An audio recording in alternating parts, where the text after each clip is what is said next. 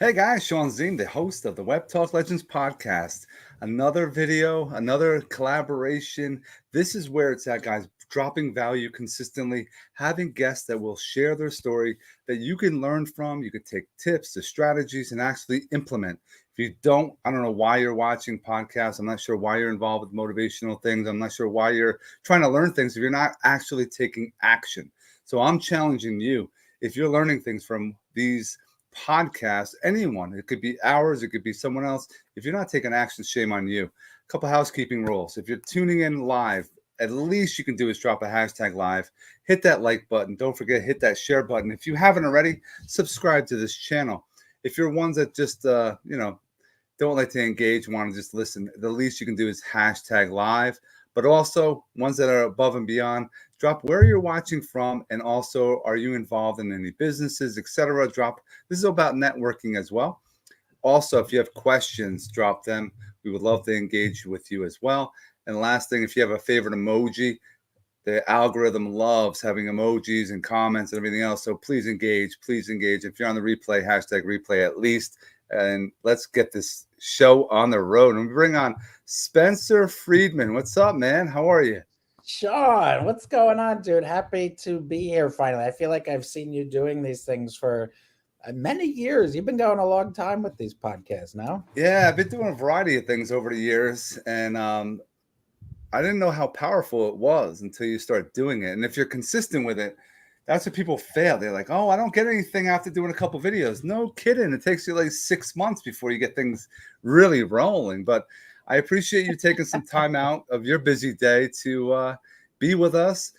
I do these things because it helps other people learn from what others are going through. We could talk about the great things that happened to you, but I also want to talk about some things that bad things happened to you, the things that you had some adversity, some things that you had to work hard for. You know, the easy things, everyone go through the easy shit, but we want to be real with people. And that's what I would love for you to share. But before we get into it, who are you and what do you do? Hi, everybody. My name is Spencer Freedman. I'm a realtor we used to have to say realtor associate this year, that we can just say realtor. And I'm a realtor with Keller Williams, the West Monmouth office in Morganville, New Jersey. I'm out of my home office today in Old Bridge, New Jersey. I'm licensed in all of New Jersey, and most of my business is going to come from the central part, Middlesex, Monmouth County into Somerset, Union, and Ocean for the most part. That's what I do. Yeah, I help people find homes and help people, maximize the sale when they're selling their homes. Yeah.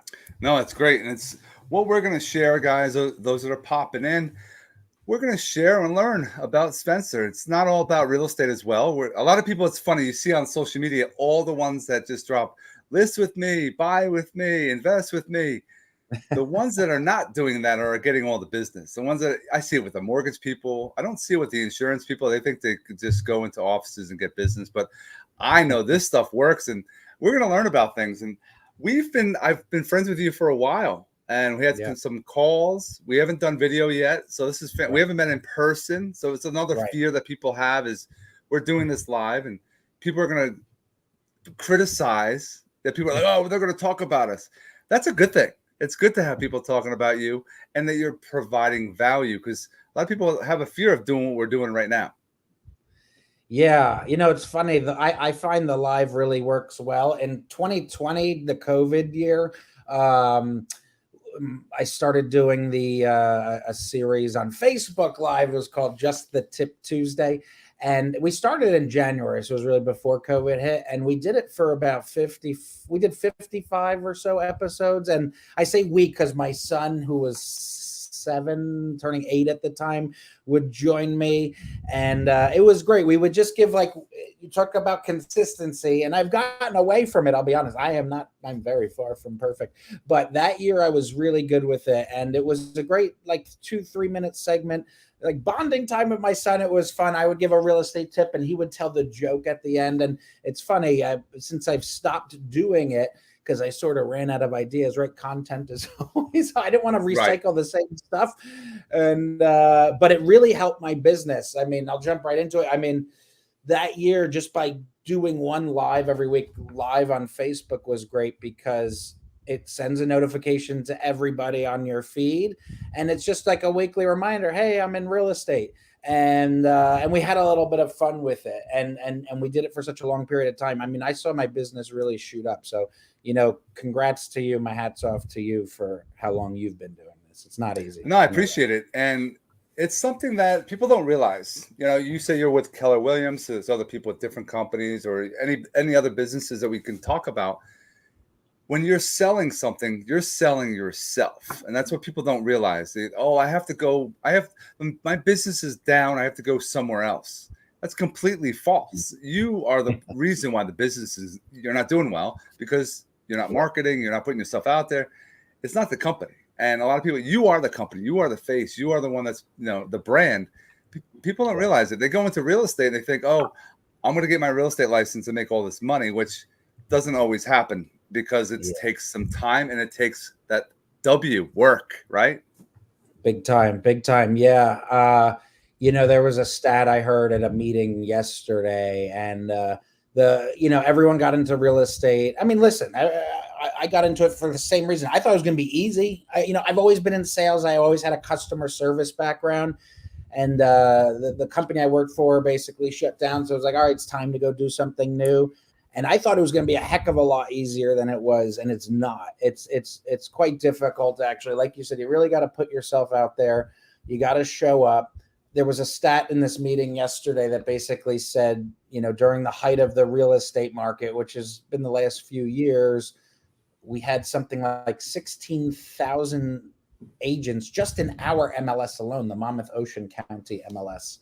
And they're expecting to see that dwindle down to 9,000 now that the market's not down. Prices are still up, but there's less. The pie is getting smaller. Yeah. There's just less transactions to go around with interest rates where they are and just less people selling. So, it's great. It's a great opportunity for those that really stick through it and really, do the work, like you said, put in the W. And I'm looking forward to it. It reminds me of my first. I mean, in real estate, the first few years are really, first couple of years especially, really tough. First year is really tough. You sometimes you don't get your first transaction for a few months, which means you're not getting paid for 6 months maybe, and it's really like a roller coaster. You have a few closings. That's great. You're really busy, but then you stop doing the work that you need to in the background. And so when those close, you have nothing again. Now you got to start working again. So we call it the real estate roller coaster. And you hit it on the head, Shawn. You just really got to be consistent and stay with it. No matter how busy you are, you got to find the time. No doubt about it. I want to circle back. You were saying you were doing lives and you had your son involved. What made you have your son get involved? Well, I love him, my Sebastian. He's my world. We'll start with that. Oh, yeah. I love to involve him with everything. It was funny. I don't know how it started. I don't know. He started finding these. He liked to tell jokes. He's he's outgoing kid, and he's a joker, and he makes us laugh all the time.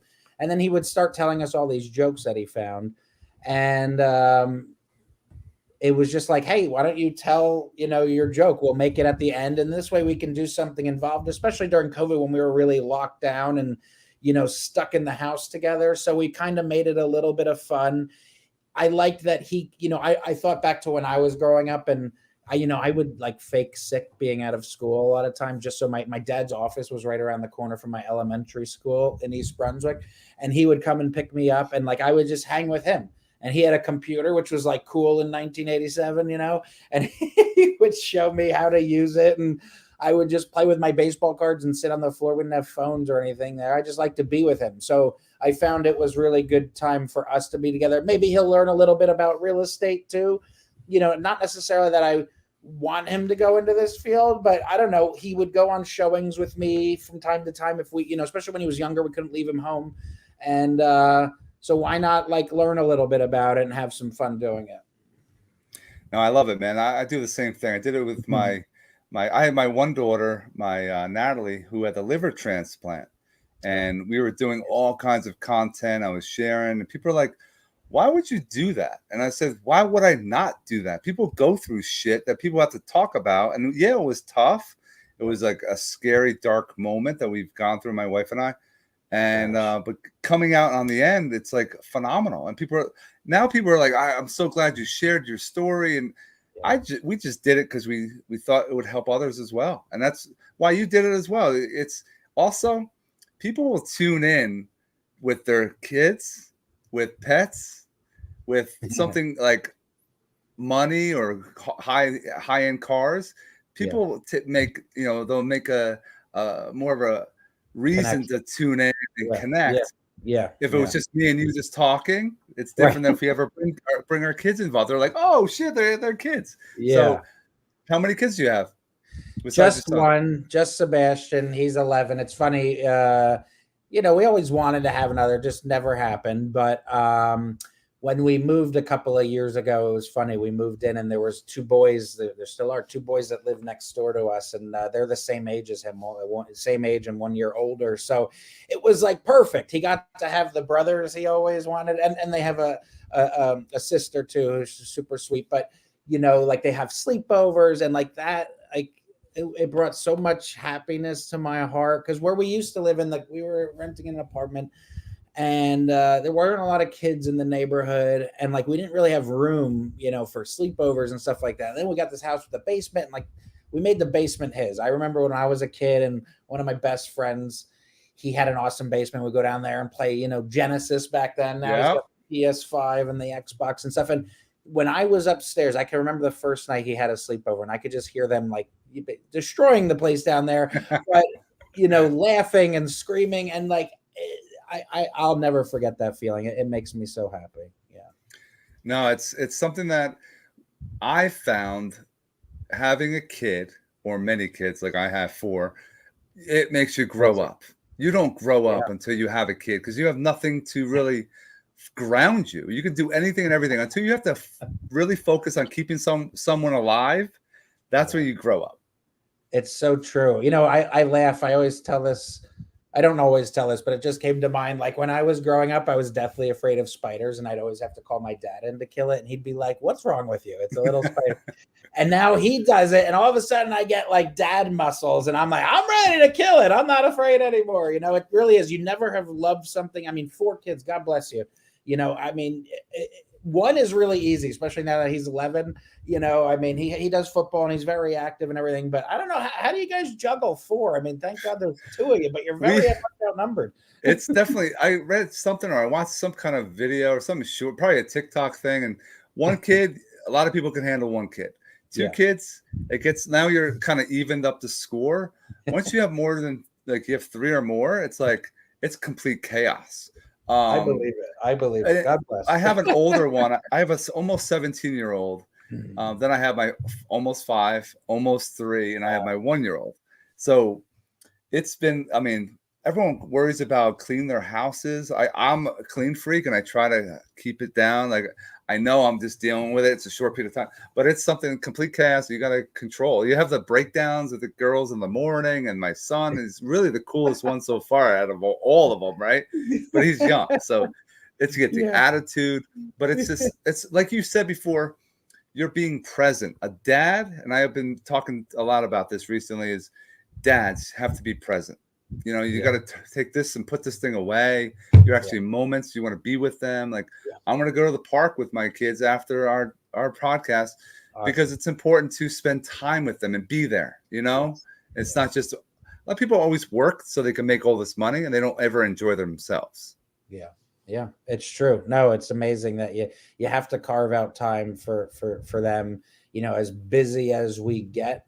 I know if I've been away from him for a few days, maybe it's just a busy week or whatever the case, like I start to feel sad, and I'm like, we have to make time. We have to go out, and like just us, even if it's just going out to eat or going on a car ride somewhere or something, we need time together. So that's great, man. It's good to hear.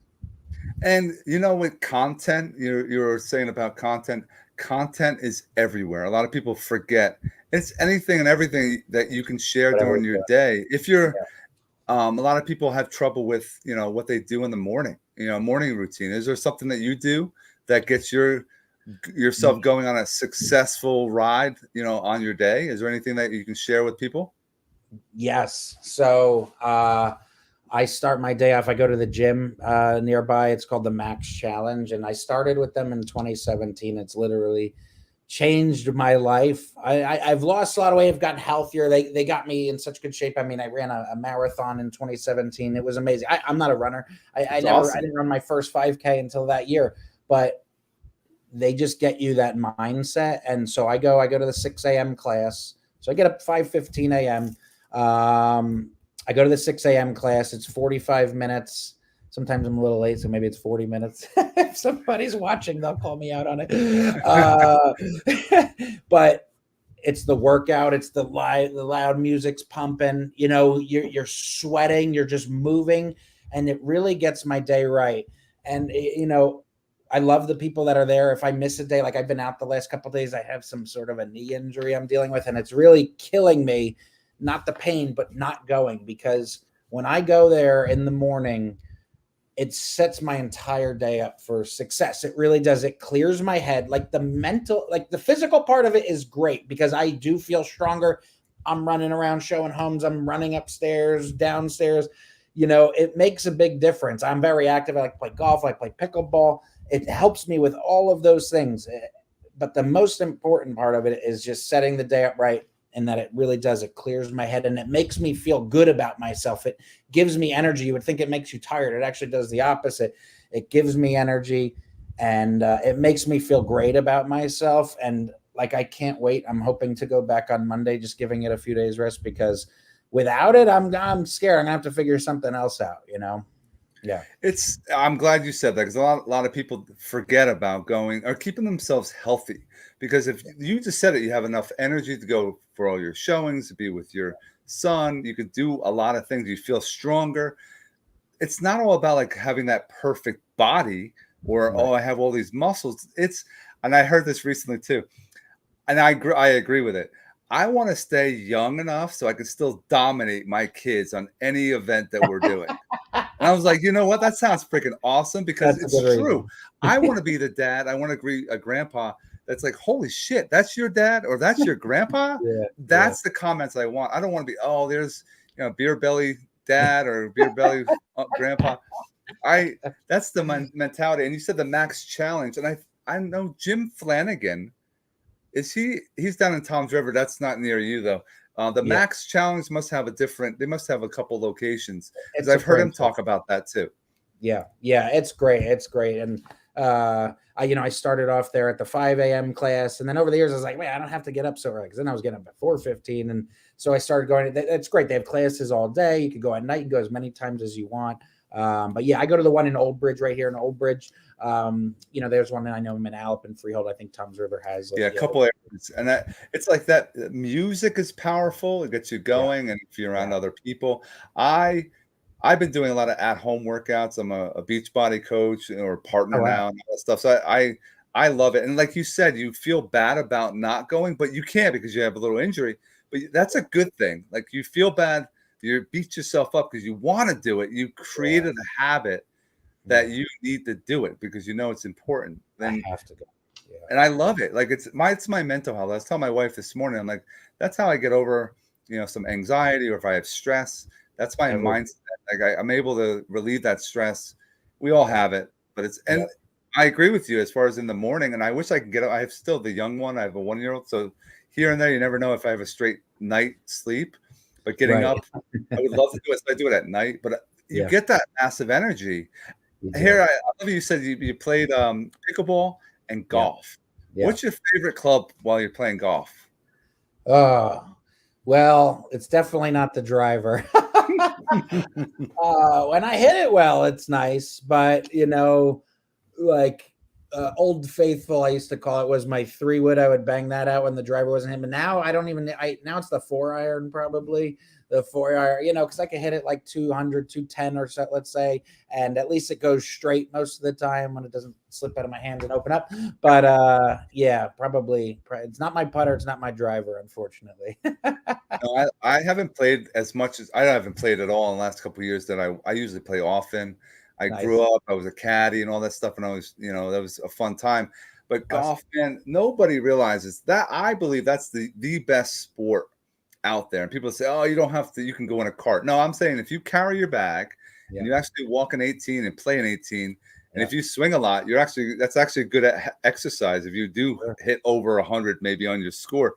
But you can play the same course 100 times, and it's different 100 different times. It is a really cool sport. It's a great time for for bonding. It's a few hours, 4 hours or so, and same thing. I'll put the music on now, and it's a great way for me to keep in touch with my friends that I've had for a long time. Like most of my high school buddies, we all played, and so it's a great excuse. We'll always find, it's hard for us all to get together, but somehow, some way, we can always find time for a round. So it's definitely something that everyone should try. Hey, I haven't been playing, but I've been doing like driving range kind of meetups, like and like, hey, Spencer, let's go hit some balls, and we bullshit while we're hitting some balls. That's been cool. Some people are not into going and getting the beer or coffee. That's another activity. And pickleball, man, what the hell? This thing is like, it's blown up out of proportion. I'm a phys ed teacher as well for 22 years. And pickleball is like, we always joke, it's like the unathletic kind of version of tennis, or it's table tennis that you're a little bigger court. But it's so you can still be an active person playing it. It's completely active. I played tennis growing up my whole life, and there's some tennis players out there. I hear it, and I hear it from other people, that hear it from tennis players saying, they don't like the sport. Listen, I played tennis growing up. It was a great sport. I can't move around the court like I used to be able to, so it's a little bit smaller court. I always explain it like it's like tennis and ping pong had a baby wiffle ball, because that's what you're hitting. It's a little bit bigger than a wiffle ball. But the social aspect of it, forget the game for a second. The social aspect, you meet so many, like I've met so many great people. Ended up joining a team this year. We're in a league. It's competitive. We've done some tournaments, and it really gets the competitive juices flowing, which if you've ever been an athlete your entire life, obviously you have, there's nothing like that feeling. And when you win, I mean, it's pretty awesome. It's just a lot of, it's another reason. So I'll go to the gym in the morning, then I look forward to playing pickleball at night when I don't have this injury, but it keeps me off the couch. Like if I'm going to be home, if I'm done with my day, like I'll normally just pop on the couch, and I'll spend time inside or whatever, which is nice every once in a while, but it's a bad habit for me. I know, again, the mental side of it, I just feel so much better about myself when I'm active, when I'm out there, when I'm around people. I sleep better, and I have so much fun doing it. You are getting a lot of exercise. And I mean, if you watch some of these professional pickleballers, I mean, they're serious. They are no joke. And we're not even close to professional, but we have a fantastic time doing it. Yeah. It's funny. A lot of people are always saying, I need to find, or I need to get leads for my business. And I don't care what business you are in, if you're in insurance, real estate, mortgages, whatever, whoever, multi-level marketing, you're doing something you like to do, and you're around people that like to play that sport as well. You're actually building relationships. And if you're smart enough, you're not sitting there every time you play. You want to buy or sell real estate, or you need to quote on your insurance. You're just having conversations, you're building those friendships. Then now they're going to be able to utilize you down the road. And it's a powerful way of generating opportunities. People think about leads. Don't think about leads. Think about opportunities and put yourself out there. You're going to plant seeds every time you have a conversation. You never know where it's going to go. It's so true. Like I never go into anything. Like I don't wear real estate shirts or anything. I'm not looking for that. I've always been like, it's more so about relationships with me. And, I've just always built relationships. Like the same thing with the gym. It turns out I have gotten a lot of business from my gym, but I joined that gym before I was ever a real estate agent. And I never ask anybody for it. Like we become friends on Facebook and whatever on social media, and they end up saying, "Oh, you're a real estate agent." You know what I mean? And they call me because we have a good relationship, and they know me and they trust me. I find people like to work with the people that they know and trust and see that are going to get the job done. And so it does evolve into that. And you're right. Like I'm not one for buying leads online. And I don't do that. I don't believe in it. You're just making these big companies richer really by doing that. And who knows who you're getting. There's nothing better to me than working with somebody that I know, and I really genuinely want to help them with their goals, whether it's to buy, upsize into something new, or now they want to buy an investment property. They hear about it, buying investment properties. What's that all about?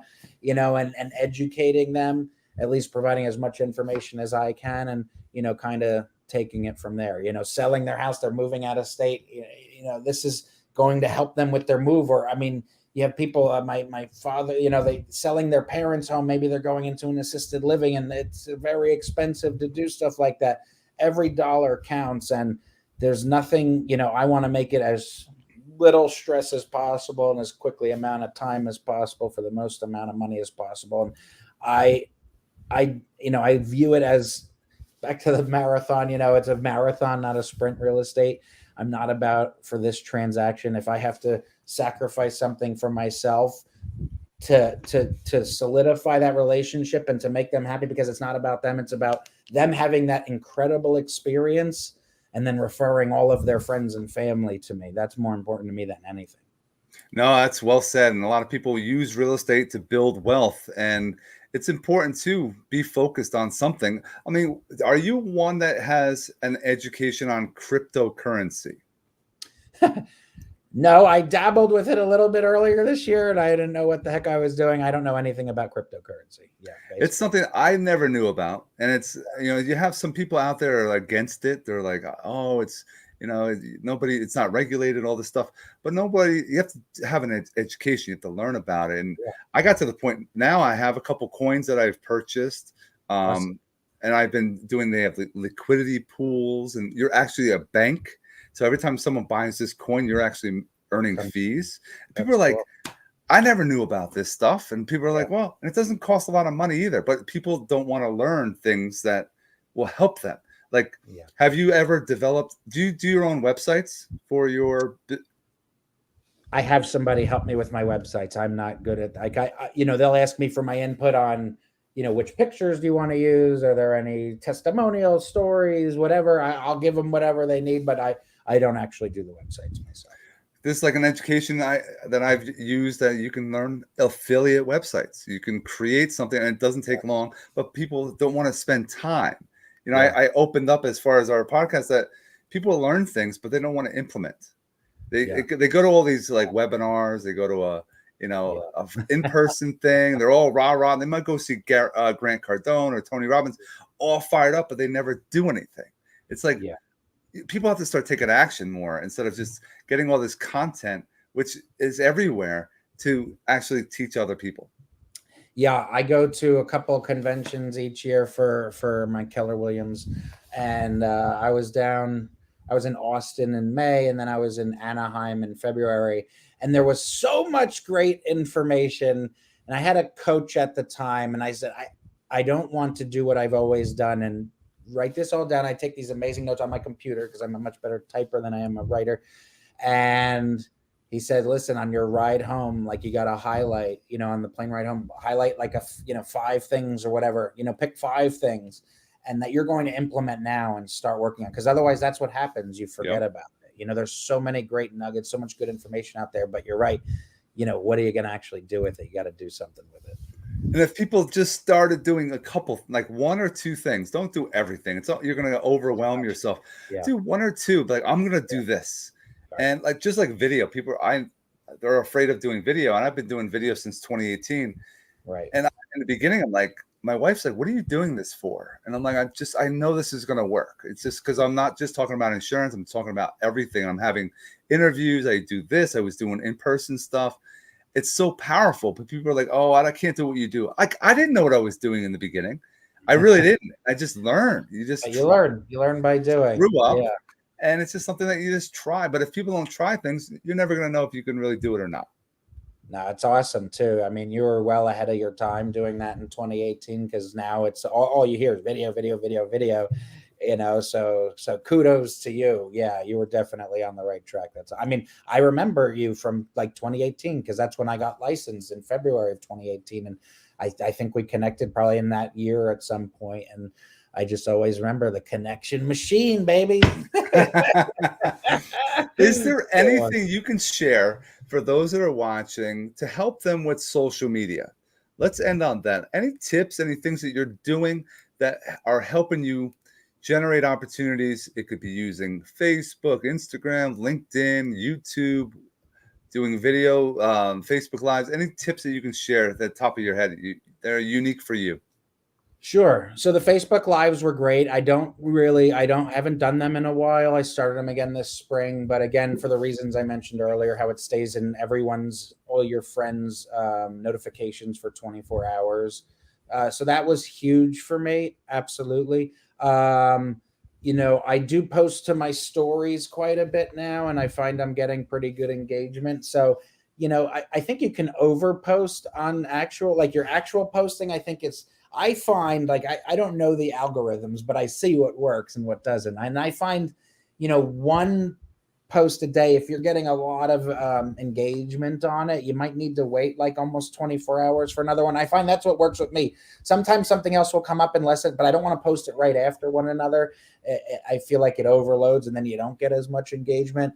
The videos, I started shooting some more videos, more professional as opposed to just a Facebook Live, I don't know, a week or two ago. And I posted one last week for my first one. And it was just, I got over 1,500 views, so far. And the first 48 hours had like 1,100 views and like 200 comments. And so that was just on Facebook, and Instagram was a little bit less because I have less of a following on there. But I posted on everything. A friend of mine, a colleague of mine who is in Ryan Serhant's program. He's a good friend. Right. Serhant. Yeah, John. He told me he saw the video. He was like, it was great, and make sure, like something Ryan always tells him is, make sure you're sharing it on every platform, right? So obviously Facebook, Instagram. If you have TikTok and what's the other one I can't think of right now, I don't have those, but LinkedIn as well. I do it on LinkedIn because I have a past life before real estate of people that know me and probably trust me, know my work ethic. And just, it's a constant reminder. I'm not the type to like hound people. Hey, you're looking to buy. I don't like to do that because I don't like that done to me. But the key is always putting yourself out there, doing a little bit of a mix between business, family, and all that good stuff. It shouldn't be business all the time because it's not business in real life all the time. And let people see who the real you is. And they will come to you, put it out there and make sure if you're always putting some sort of content out there, you'll be top of mind. So when the time does come, when they wake up that morning, they're like, honey, it's time to sell. You want to be the first person on the forefront of their mind. That was well said, man. Those that are just popping in, you got to make sure to rewind and get those notes and definitely jot that down and implement. Spencer, thanks so much for being with us today. Drops major value. My daughter is popping in now. I thought it was closing music. That's great. Yeah, got the ABCs. And I wish everyone else that's watching, if you have any questions, definitely drop them in the comments. Those are popping in now, waiting till this uploads. Get to the beginning. And Spencer, have an awesome rest of your day. Thanks, Shawn. Thank you for your time. I'm honored to finally make it on here, and I'll see you around. Thanks again. I appreciate it. Stick around one moment. Got it.